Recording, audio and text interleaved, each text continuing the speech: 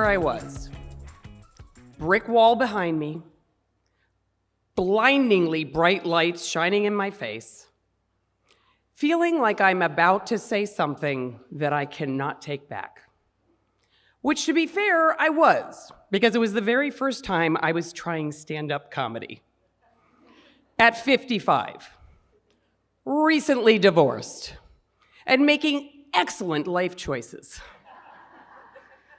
Now, after more than 20 years of marriage and 2 kids in high school who were getting very close to leaving the nest, I can assure you that starting over was not on my vision board.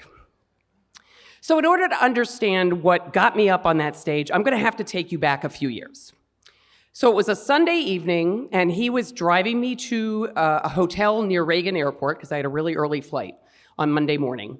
And we were chatting on the way in about a recent trip we had taken to Montana, which is where he wanted to retire. Now, I gotta tell you, I wasn't too excited about moving to Montana, but I was trying to keep an open mind about it. So based on our recent trip, I was talking about some of the places I might be willing to live in Montana. Just as we're pulling up to the hotel, he says, maybe we should put a hold on all that conversation we've been having about where we're gonna retire. Okay, I said, how come? This is what he said to me. I'm just having a really hard time picturing a future with you. Yeah. Needless to say, we started therapy a few weeks later. So for the next 2 years, we had a weekly standing date night, which was really just our way of saying we were going to therapy every week. And we really did try. We went to therapy every week, but there was no drama. Okay, there was probably a little drama, but there were no big blow-ups, and there was no broken dishes. They were just 2 nice people who were trying really hard to fix something that wasn't fixable. So ultimately, we did call it, and we decided to separate.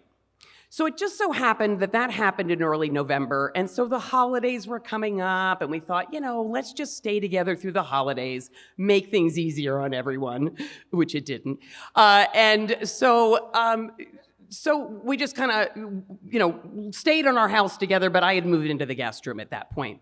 But those 2 months were really strange because we were getting along really well, and we were almost like mourning the end of our marriage. So we would chat about it. So one night he comes into the guest room and he takes a seat at the end of the bed and he gets really serious. And he's looking down at what I thought was the floor. And he said, there's at least one positive that's gonna come out of all of this. And I thought, okay, well, let's see what this is all about. He said, for the rest of my life, I am never gonna have to buy another goddamn dust ruffle.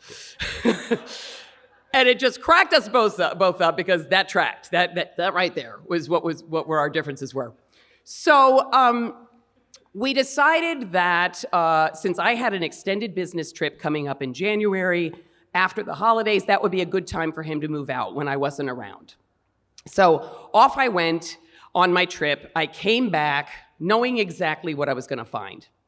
I ran upstairs, I went right to his closet, I opened the closet door, and of course, it had been cleaned out, except for a few empty hangers. And I thought I was going to be devastated. I wasn't. The only thing I felt was this overwhelming sense of relief. Because I had been walking on eggshells for a few years, choosing my words very carefully, making sure to be the best version that I could be of me, not rocking the boat. And that was exhausting. So feeling that I didn't have to do that anymore was liberating.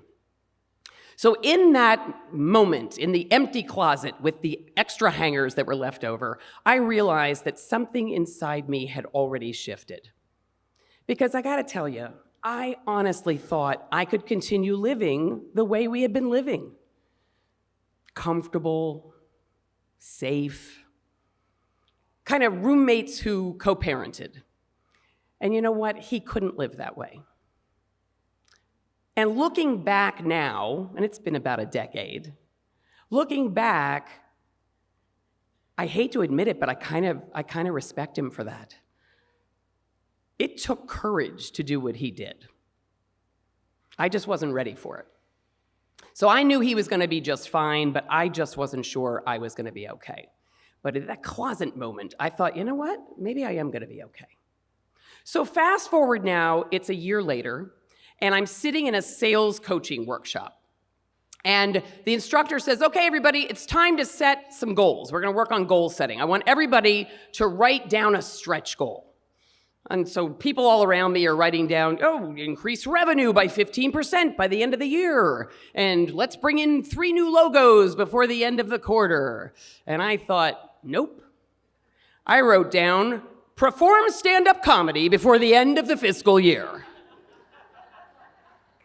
Because nothing says, making your heart feel better than public humiliation.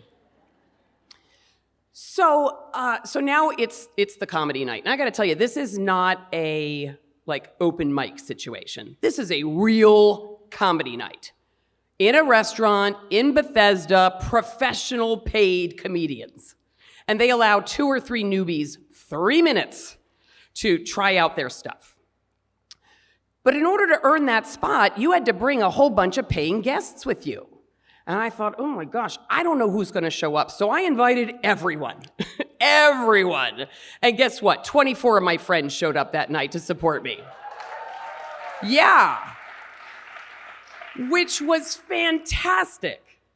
Except that if I bombed, it wasn't going to be anonymous, and it certainly was going to be documented. So now it's almost showtime, and the MC is walking around talking to all the comics, and she comes up to me and she says, so how do you want to be introduced tonight? Well, gosh, I hadn't thought about that. How do I want to be introduced? I could have chosen anything safe. Middle-aged mom of 2 great kids, sales effectiveness consultant. But no, instead, I said, let's go with recent divorcee. So the comedy night is going on, and it gets to be my turn, and the MC gets up on the stage and says, ladies and gentlemen, please welcome to the stage, recent divorcee, Beth Jacobsohn. Oh, good Lord. So I walk up. I take the mic out of the holder, which, by the way, is scary enough as it is, and I say, recent divorcee? That sounds so sexy. Thank you. They laughed as well. And I said, I assure you it is not. But that first laugh that I hadn't even planned for made me realize, oh my gosh, I might actually be able to pull this off.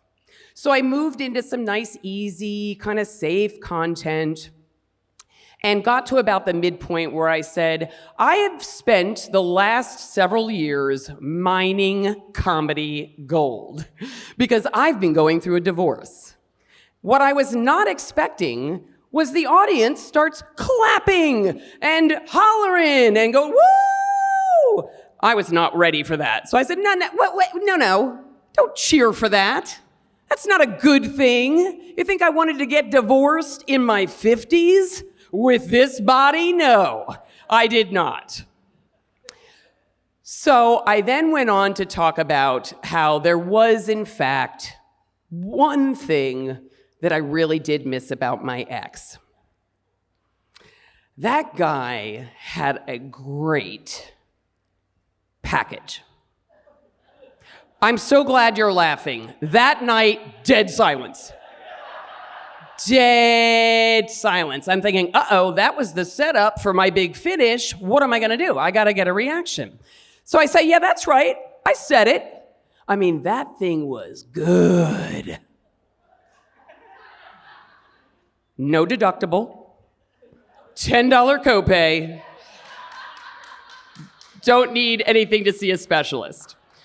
So when that room erupted that night, and it did, it erupted, I thought to myself, wow, a couple years ago, the word divorce was really hard for me.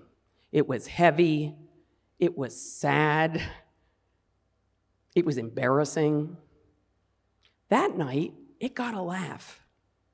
Same word, same woman. I just wasn't editing myself anymore.